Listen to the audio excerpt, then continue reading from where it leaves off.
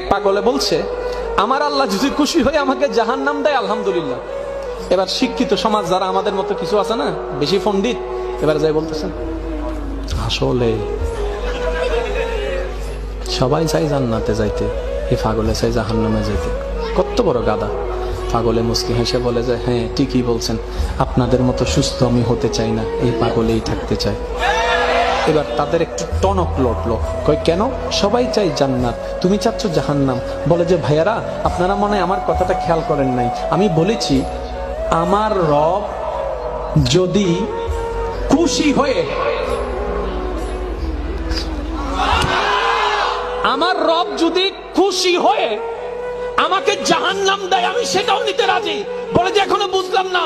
পাগল বলে জ্ঞান দিয়ে রবের বিষয় বোঝা যায় না, দিল দিয়ে বুঝতে হয়। আরে শুনো, রব যখন খুশি হয়ে যাবে জাহান্নামটা জান্নাত হয়ে যাবে।